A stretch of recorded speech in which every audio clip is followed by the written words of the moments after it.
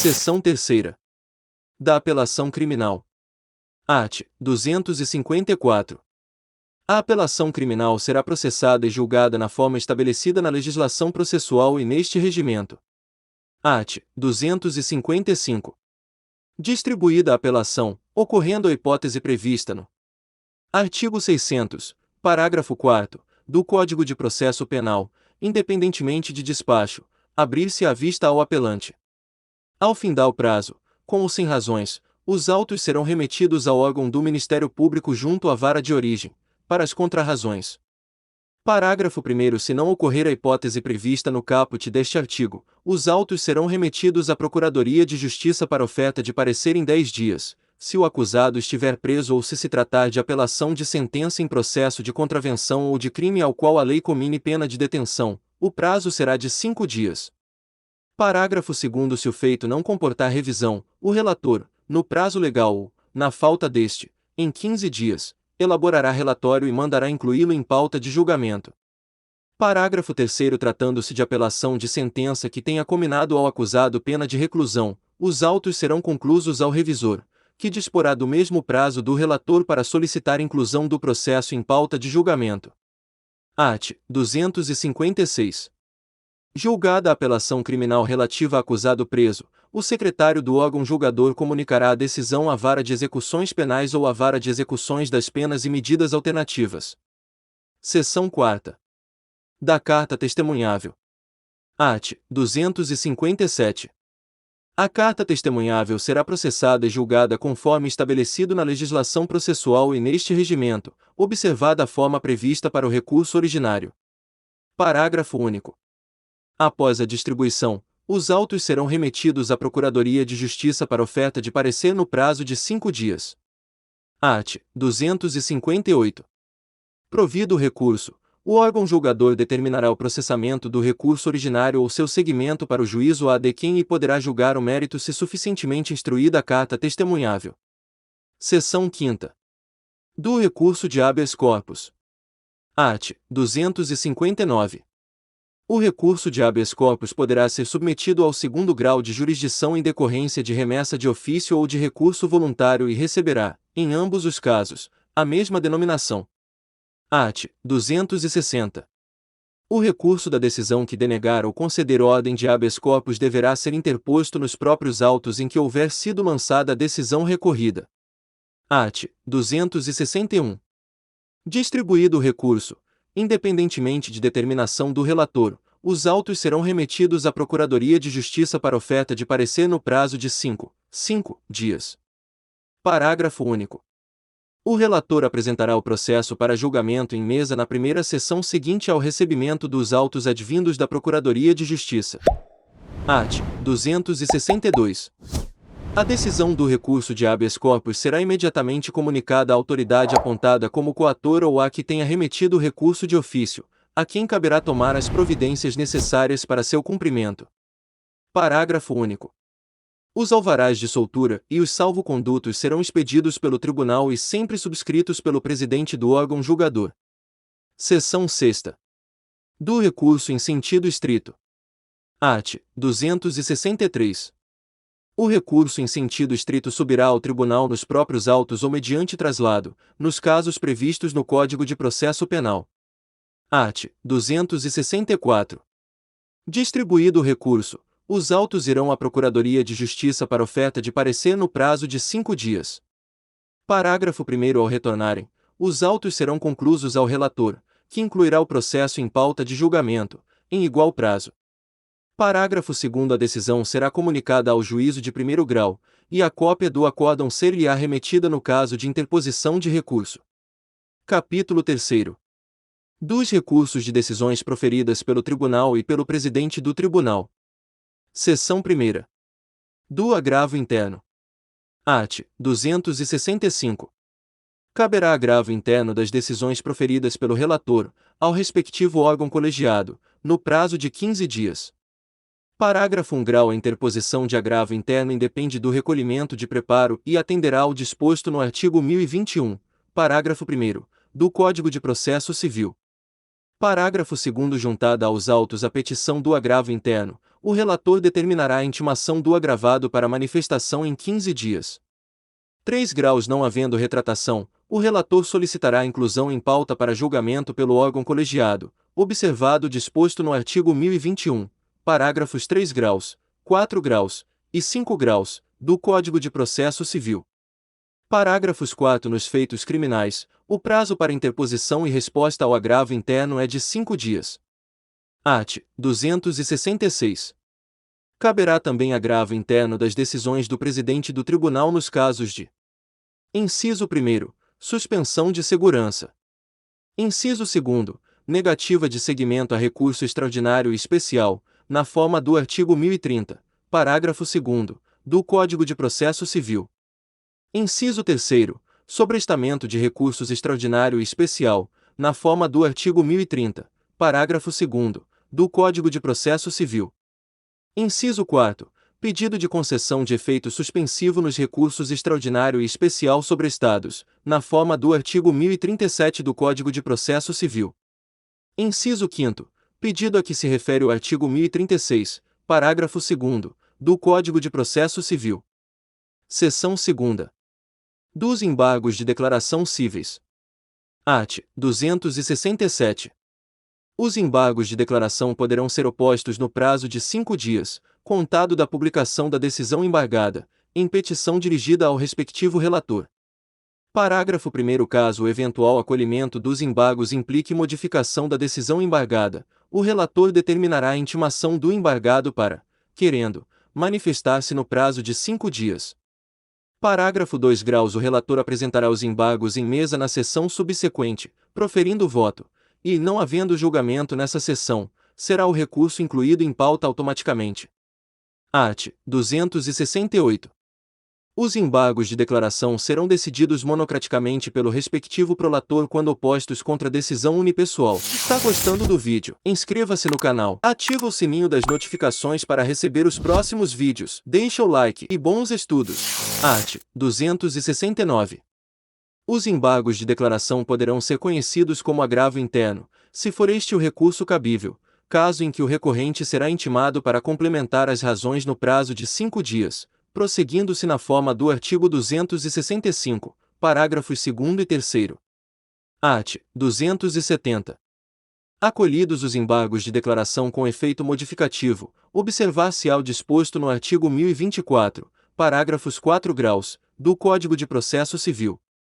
Parágrafos 1º. Rejeitados ou acolhidos os embargos de declaração sem efeito modificativo, o recurso interposto anteriormente pela outra parte será processado e julgado independentemente de ratificação.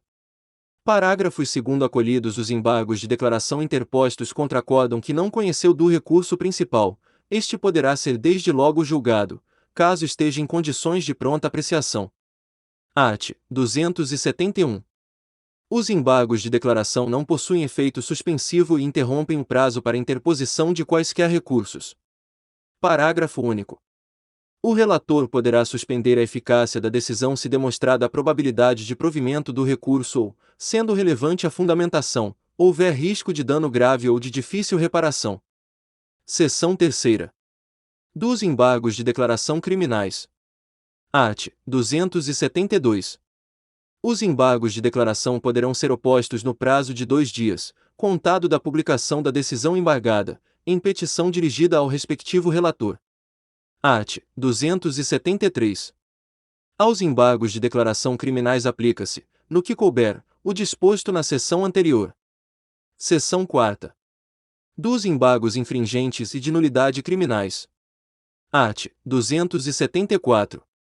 Os embargos infringentes e de nulidade criminais são cabíveis, no prazo de 10 dias, contra decisão não unânime desfavorável ao réu, proferida em apelação criminal, carta testemunhável, recurso em sentido estrito ou agravo em execução penal. Parágrafo 1º. O recurso não se sujeita a preparo. Parágrafo 2º. A escolha de relator recairá em magistrado que não haja participado do julgamento anterior. Art. 275. Interpostos os embargos, abrir-se a vista ao recorrido para contrarrazões e, em seguida, o relator do acórdão embargado apreciará a admissibilidade do recurso. Parágrafo 1º. Da decisão do relator que inadmitir os embargos caberá agravo interno no prazo de 5 dias para a Câmara Criminal.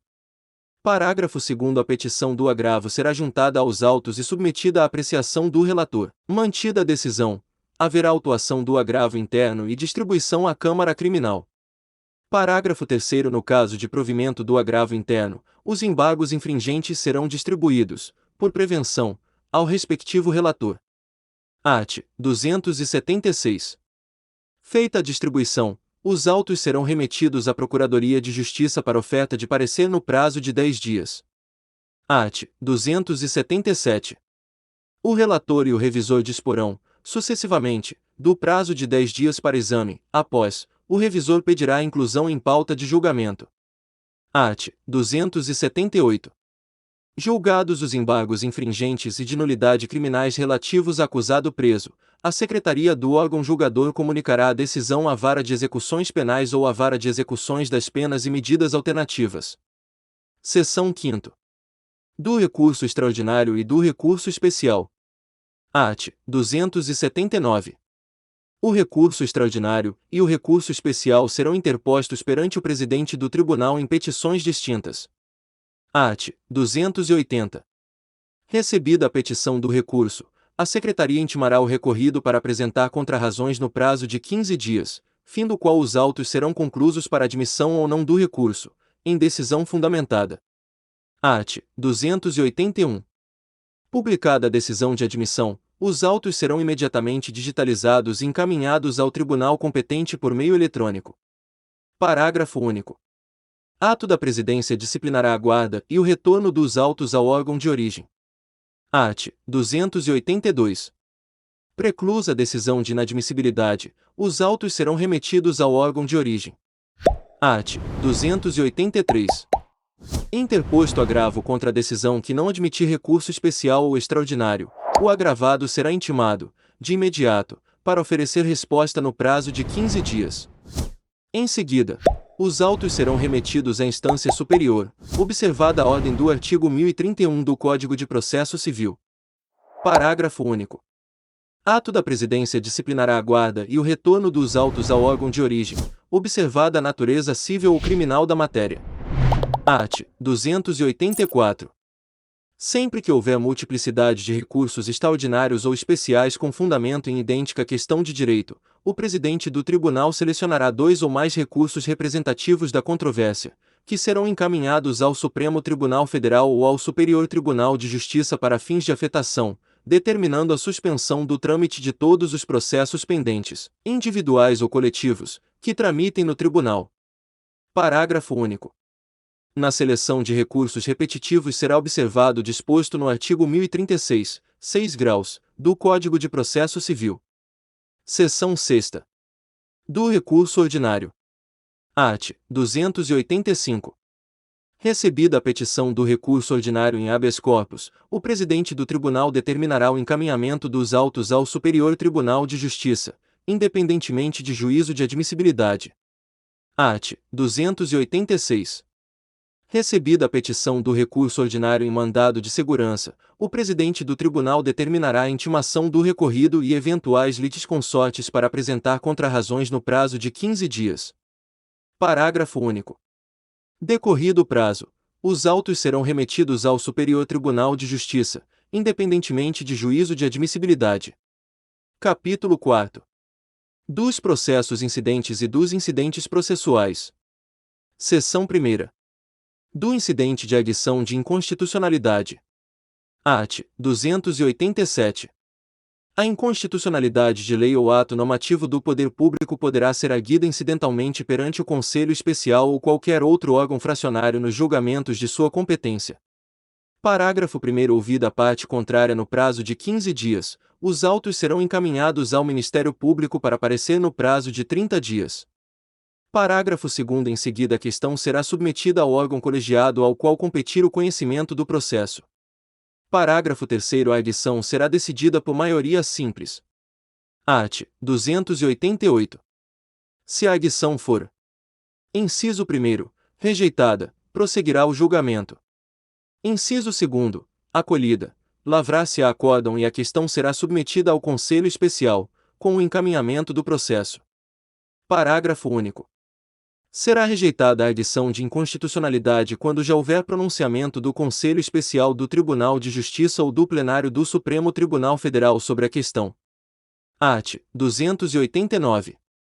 Distribuído o incidente ao Conselho Especial, o relator notificará a pessoa jurídica de direito público responsável pela edição do ato questionado para, querendo, se manifestar no prazo de 15 dias. Parágrafo único.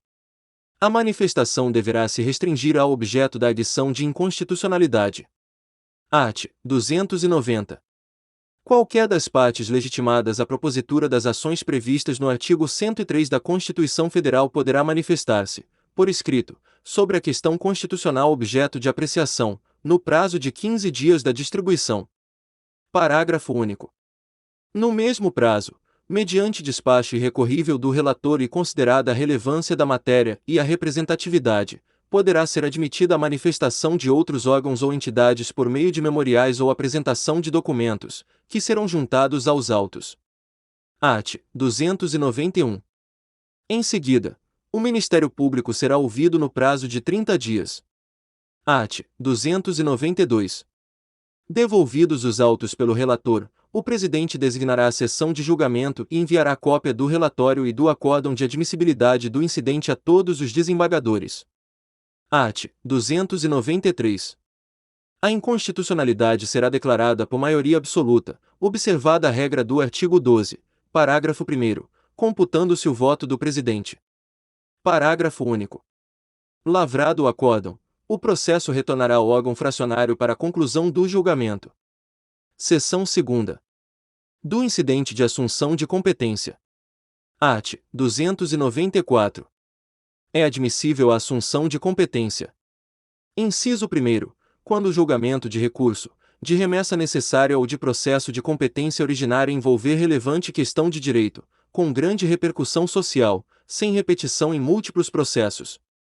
Inciso 2º. Quando ocorrer relevante questão de direito a respeito da qual seja conveniente a prevenção ou a composição de divergência entre câmaras ou turmas cíveis. Atenção! Quer saber o segredo dos aprovados em concursos públicos? E-book gratuito. O segredo dos aprovados em concursos públicos. Clique no link na descrição do vídeo ou no primeiro comentário fixado. Parágrafo único. Não será admitida a edição quando a questão de direito tiver sido objeto de decisão em julgamento de casos repetitivos. Art. 295.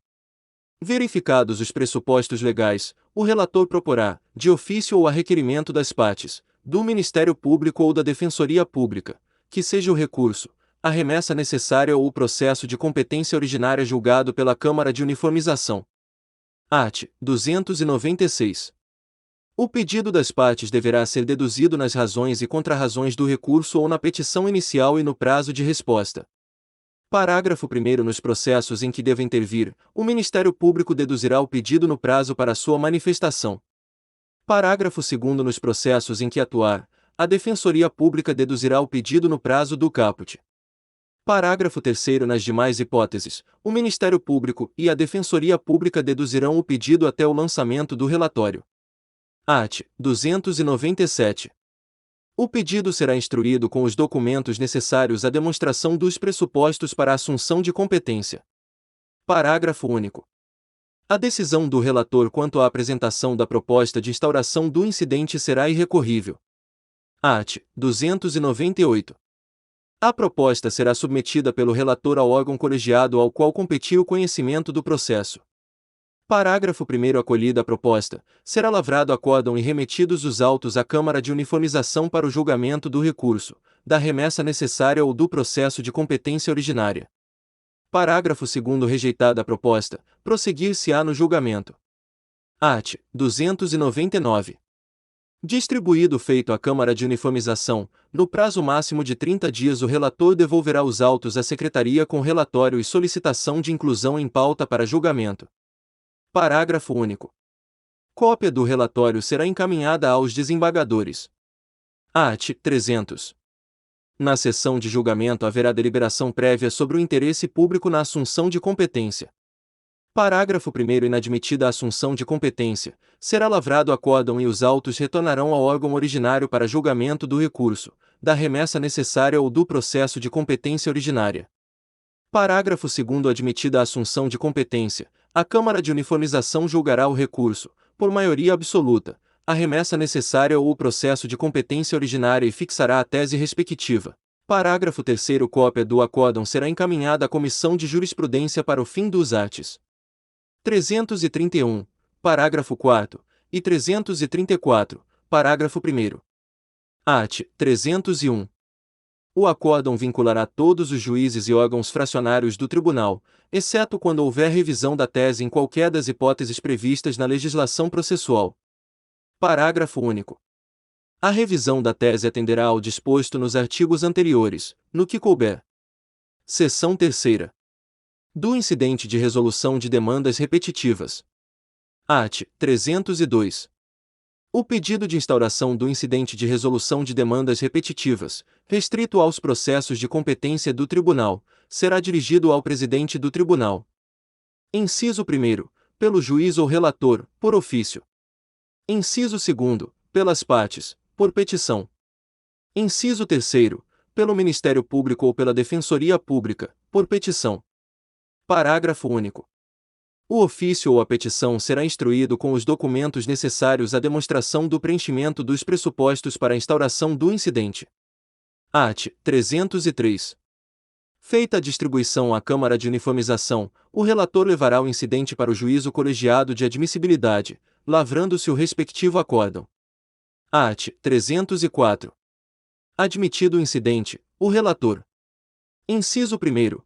Suspenderá os processos pendentes, individuais ou coletivos, que tramitam na Justiça do Distrito Federal, inclusive no sistema dos juizados especiais. Inciso 2º. Poderá requisitar informações a órgãos em cujo juízo tramita processo no qual se discute o objeto do incidente, que as prestarão no prazo de 15 dias. Inciso 3º. Intimará o Ministério Público para, querendo, manifestar-se no prazo de 15 dias. Parágrafo 1º. A suspensão será comunicada aos órgãos judiciários competentes. Parágrafo 2º. Cessa a suspensão se o incidente não for julgado no prazo de 1 ano, salvo decisão fundamentada do relator em sentido contrário. Art. 305. O presidente do tribunal determinará a inclusão do incidente no banco eletrônico de dados e a comunicação da sua admissibilidade ao Conselho Nacional de Justiça. Art. 306. O relator ouvirá as partes e os demais interessados, inclusive pessoas, órgãos e entidades com interesse na controvérsia, no prazo comum de 15 dias. Parágrafo 1º. As partes interessadas poderão requerer a juntada de documentos e a realização de diligências necessárias à elucidação da questão de direito controvertida. Parágrafo 2º. Em seguida, manifestar-se ao Ministério Público, no mesmo prazo. Parágrafo 3º. O relator poderá designar audiência pública para ouvir depoimentos de pessoas com experiência e conhecimento na matéria. Art. 307. Concluídas as diligências, o relator lançará relatório e determinará a inclusão do incidente em pauta para julgamento. Parágrafo único. Incluído o incidente em pauta, cópia do relatório será enviada aos membros da Câmara de Uniformização. Art. 308. No julgamento do incidente, observar-se-á a seguinte ordem. Inciso 1º. O relator fará a exposição do objeto do incidente. Inciso 2º. Poderão sustentar suas razões, sucessivamente. Alínea, o autor e o réu do processo originário e o Ministério Público, pelo prazo de 30 minutos. Alínea B, os demais interessados, no prazo de 30 minutos, divididos entre todos que tenham se inscrito com pelo menos 2 dias de antecedência.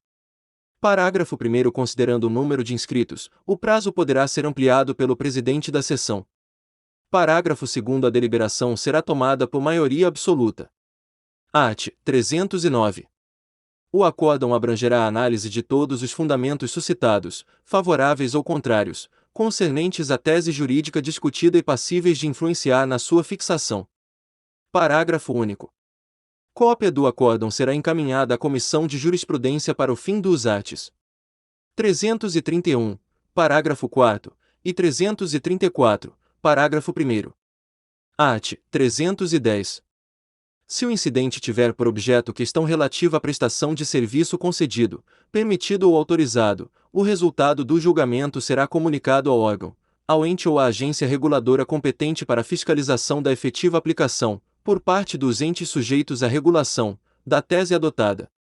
Art. 311. A revisão da tese jurídica firmada no incidente far-se-á, pelo mesmo órgão, de ofício ou mediante requerimento dos legitimados do artigo 302 e atenderá ao disposto nos arts. 303 a 310. Parágrafo único. Acolhida a revisão, haverá deliberação sobre a modulação dos efeitos da alteração em face do interesse público e da segurança jurídica, que deverá ser tomada por 2/3. Seção 4ª. Da exceção e do incidente de impedimento e suspeição. Art. 312. Os desembargadores declarar-se-ão impedidos ou suspeitos nos casos previstos em lei. Parágrafo 1º. A declaração será feita por escrito pelo relator e pelo revisor, nos demais casos será feita verbalmente e constará da ata de julgamento. Parágrafo 2º. Se a causa do impedimento ou da suspeição estiver anotada na capa dos autos, constará da papeleta de julgamento e o presidente do órgão julgador a declarará quando chamar o processo a julgamento. Art. 313. A adição de impedimento ou de suspeição suspenderá o processo até o julgamento do incidente. Parágrafo único. Os autos da exceção ou do incidente serão apensados aos autos do processo originário. Art. 314. A adição de impedimento ou de suspeição do relator será suscitada nos 15 dias posteriores à distribuição ou, quando não tiver por fundamento motivo preexistente, do fato que ocasionou o impedimento ou a suspeição. Art. 315. A adição deverá indicar os fundamentos de fato e de direito da recusa do magistrado e será instruída com documentos e rol de testemunhas, se houver. Parágrafo único. Quando exigido por lei, a petição será assinada pela própria parte ou por procurador com poderes especiais. Art. 316. Autuada a petição, os autos serão remetidos ao magistrado apontado como impedido ou suspeito. Parágrafo 1º. Se não admitir o impedimento ou a suspeição, o magistrado oferecerá resposta em 15 dias. Parágrafo 2º. Admitido o impedimento ou a suspeição. Inciso 1º. Pelo relator, o feito será redistribuído.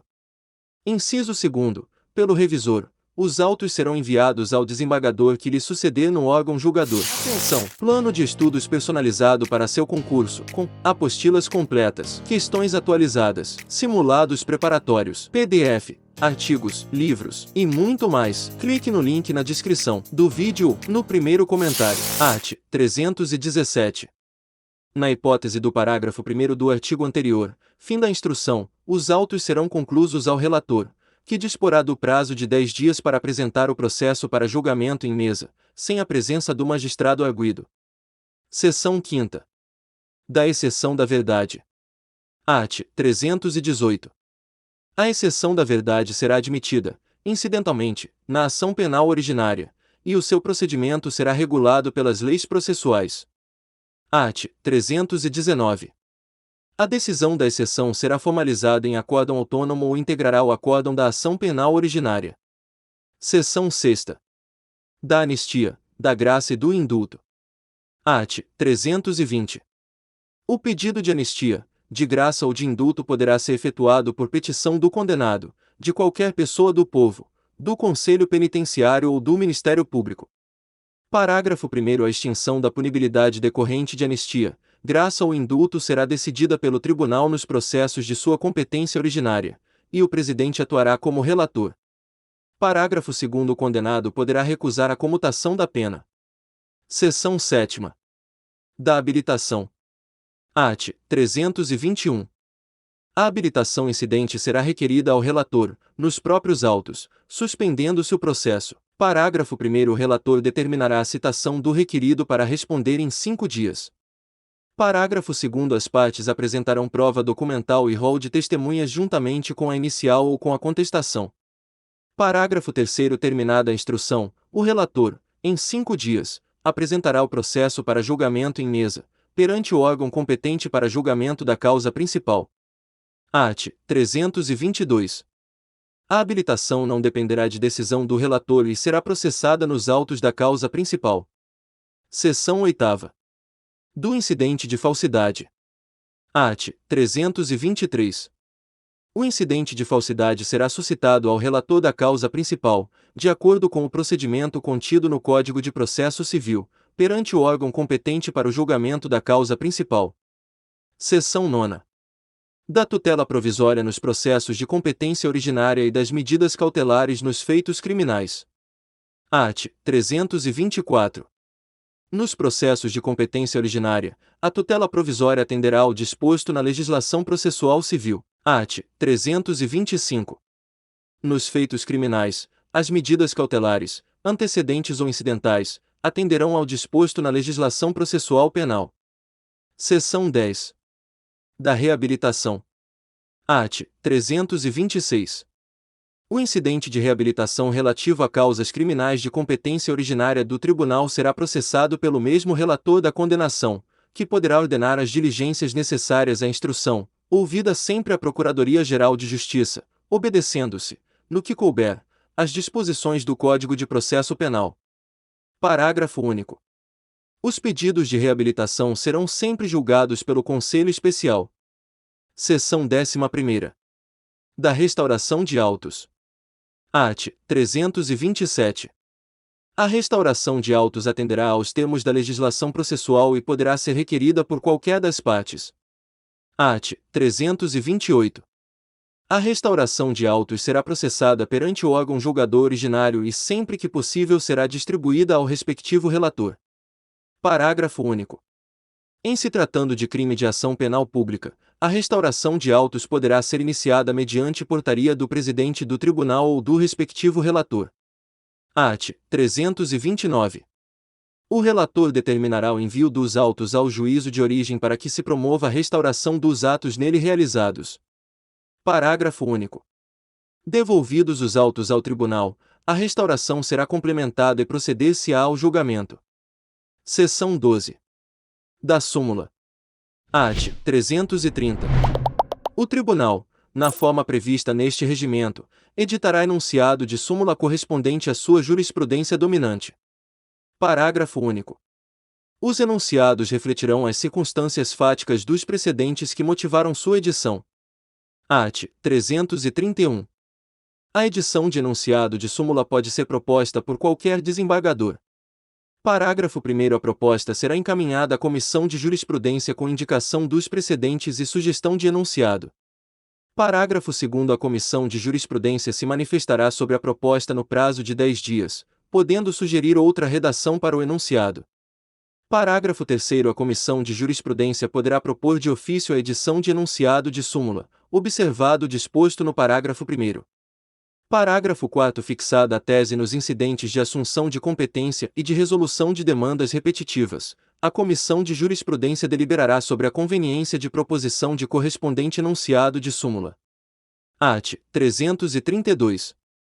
A proposta de súmula será distribuída ao Conselho Especial, à Câmara de Uniformização ou à Câmara Criminal.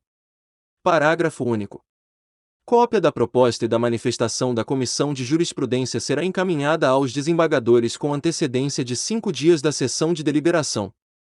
Art. 333.